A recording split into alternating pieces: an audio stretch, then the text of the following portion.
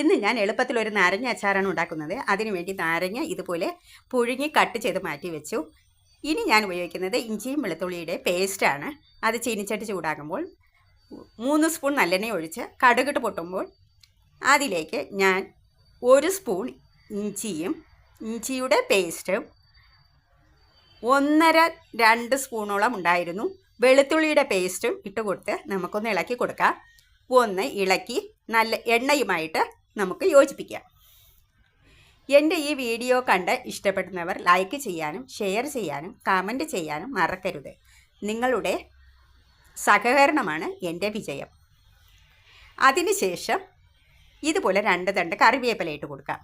ആദ്യമേ ഞാൻ പറഞ്ഞിട്ടുണ്ട്, കറിവേപ്പില ആദ്യമേ എണ്ണയിലിട്ടാൽ കറിവേപ്പില അങ്ങ് മൊരിഞ്ഞു പോകും, അതിൻ്റെ ഫ്ലേവർ കിട്ടില്ല. അതുകൊണ്ടാണ് ഞാൻ ഈ സമയത്ത് കറിവേപ്പില ഇടുന്നത്. ഇനി നമുക്ക് കട്ട് ചെയ്ത് വെച്ചിരിക്കുന്ന നാരങ്ങ ഇട്ട് കൊടുക്കാം. എന്നിട്ട് എല്ലാം കൂടി ഒന്ന് ഇളക്കി യോജിപ്പിക്കാം. ഇനി ഇട്ട് കൊടുക്കുന്നത് ഉപ്പാണ്. 2 സ്പൂൺ ഉപ്പ് ഇട്ട് കൊടുത്ത് ഒന്നുകൂടി ഇളക്കി യോജിപ്പിക്കാം. ഇപ്പോൾ എല്ലാം ഒന്ന് ഇളക്കി യോജിപ്പിച്ച് വെച്ചു.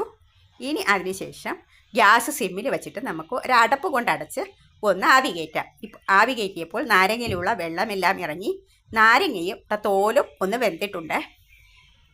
ഒന്നുകൂടി ഇളക്കിയതിന് ശേഷം നമുക്ക് 1/2 സ്പൂൺ മഞ്ഞൾപ്പൊടി ഇട്ട് കൊടുക്കാം. ഇപ്പോൾ മഞ്ഞൾപ്പൊടി ഇട്ട് കൊടുത്തു. ഇനി നമുക്ക് അച്ചാറിന് വേണ്ട മുളക് പൊടിയാണ്.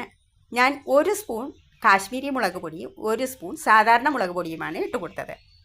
എന്നിട്ട് ഈ മുളക് പൊടിയുടെ പച്ചമണം കളയുന്നതിന് വേണ്ടിയിട്ട് നമുക്ക് നല്ലതുപോലെ ഒന്ന് വഴറ്റിയെടുക്കാം.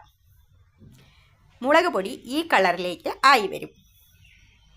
ഇനി നമുക്ക് അതിലേക്ക് കായപ്പൊടിയാണ് ഇട്ട് കൊടുക്കുന്നത്. 1/2 സ്പൂൺ കായപ്പൊടി, 1/2 സ്പൂണോ 1/4 സ്പൂണോ കായപ്പൊടി ഇട്ട് കൊടുക്കണം.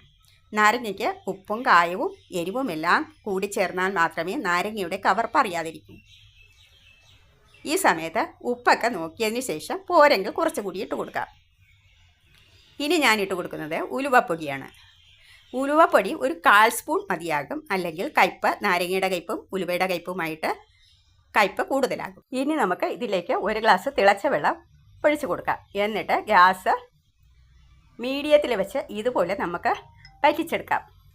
നമ്മുടെ കറിക്ക് ആവശ്യമായ ഗ്രേവി വരുന്നതുവരെ നമുക്കൊന്ന് തിളപ്പിച്ച് മാറ്റി വയ്ക്കാം. അതിനുശേഷം ഗ്യാസ് ഓഫ് ചെയ്ത് തണുത്തതിന് ശേഷം നമുക്ക് കുപ്പിയിൽ അടച്ച് 2 ദിവസം വെളിയിൽ വെച്ചതിന് ശേഷം പിന്നെ നമുക്ക് ഫ്രിഡ്ജിൽ വെച്ച് ഇത് ഒരാഴ്ച വരെ കേടുകൂടാതെ ഇരിക്കും. എല്ലാവരും ഇതൊന്ന് ട്രൈ